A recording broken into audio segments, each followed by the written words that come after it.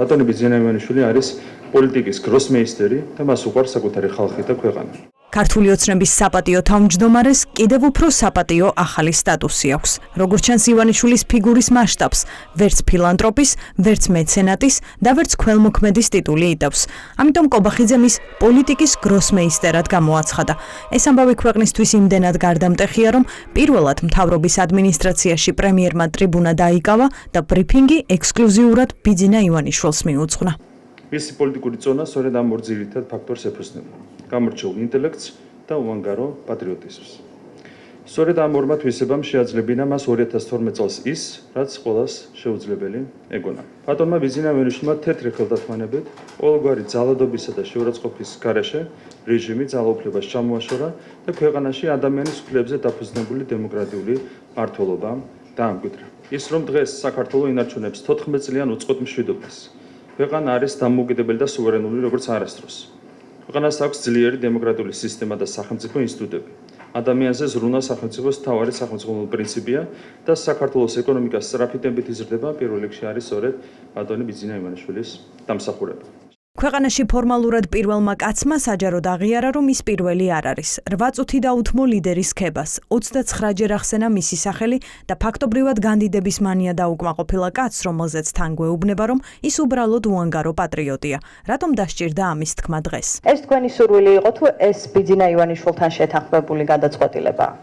მე შემიძლია გითხრათ, რომ ეს იყო ჩემი გადაწყვეტილება. ეს არ იყო მარტო გუშინდელი დებატები, იყო შაბათის დებატებიც, ანუ მე მქონდა დაგეგმილი ეს ბრიფინგი მანამდეც. ეს ბრიფინგი მასთან შეთანხმებული არ? არა, ეს ბრიფინგი ჩემი ინიციატივით და გადაწყვეტილებით ჩავატარე. ტელევიზიით გაიგებს თუ მანამდე მქონდა კომუნიკაცია?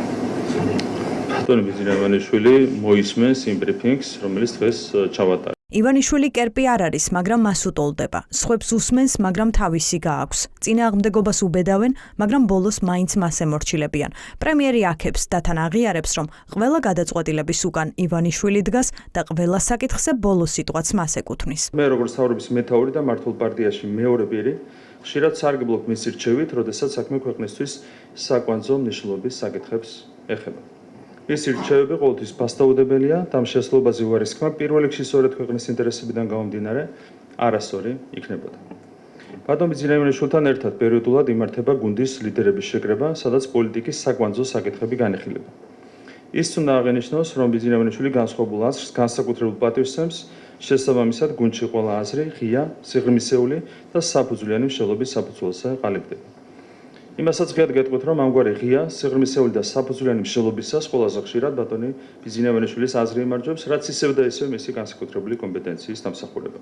ეს იყო ქება ერთგულების დამტკიცების მიზნით, თუ მთელი პასუხისმგებლობის ივანიშვილისთვის გადაბრალება. რისი თქმა სურდა კობახიძეს, რომელიც გვიმტკიცებს, რომ ბრიფინგის იდეა მას დამოუკიდებლად გაუჩნდა. სტრიქონებს შორის იკითხება პოლიტიკური განაცხადიც.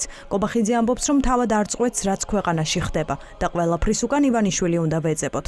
ფაქტი ერთია, რომ ერთპიროვნული მმართველობის უარსაყოფად გამოსული პრემიერი საკუთარი გამოსვლით ასეთ მმართველობას საბოლოოდ ამტკიცებს. ერთადერთი აქ რაც შეგიძლიათ სტრიქონებს მიღმა თუ პირდაპირ სტრიქონებში წაიკითხოთ, ეს არის რომ არის ქართული ოცნების გუნდი, რომელიც გადაწყვეტილებას იღებს გუნდურად. თითოეული გადაწყვეტილება არის გუნდური დისკუსიების შედეგი.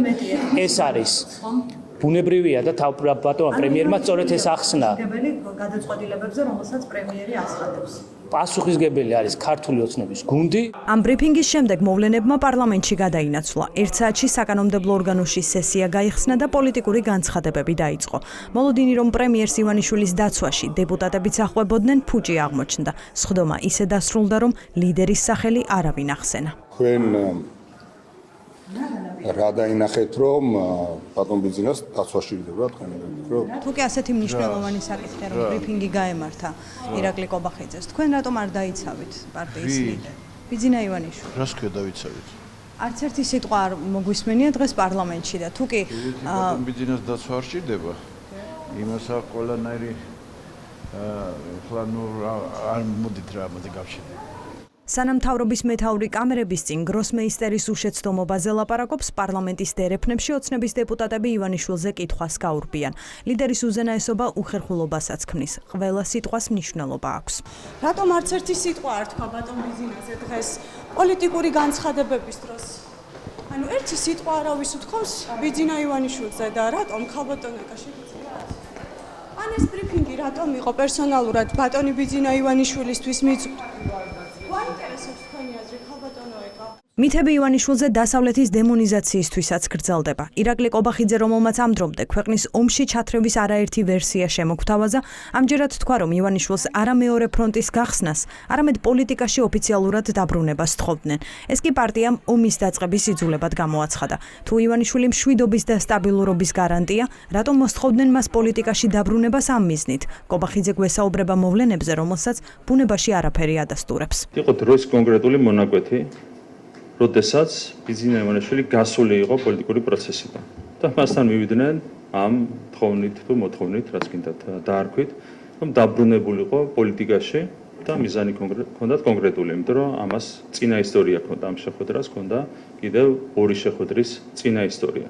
კონკრეტულმა ძალამ ვერ მიაღწია იმ ორ შეხვედრაზე სასურველ შედეგს და სასურველი შედეგი იყო მეორე ფრონტის გახსნა და ამის შემდეგ, როდესაც აქ ვერ მიაღწიეს, ბოლო იმედის, ასე ვთქვათ, ნაბიჯს მიმართეს და მოთხოვეს ბიძინა ივანიშვილის პოლიტიკაში დაბრუნება გუნდზე ზემოქმედებისათვის. ამ ორ შეხვედრაზე მე არ ვაკონკრეტებ შეგნებულად. შეიძლება იყო ამერიკა, შეიძლება არ იყო, შეიძლება სხვა ვინმე იყო, მაგრამ არ ვაკონკრეტებ შეგნებულად. ჩვენთვის ეს არ იყო ქვეყანა, ჩვენთვის ეს იყო გლობალური ომის პარტია. საბოლოოდ კობახიძის დღევანდელმა გამოსვლამ საპირისპირო შედეგი გამოიღო. ახლა ივანიშვილის პასუხისმგებლობებიც ოფიციალურად დადასტურებულია და მისი როლიც ყველა პოლიტიკურ გადაწყვეტილებაში.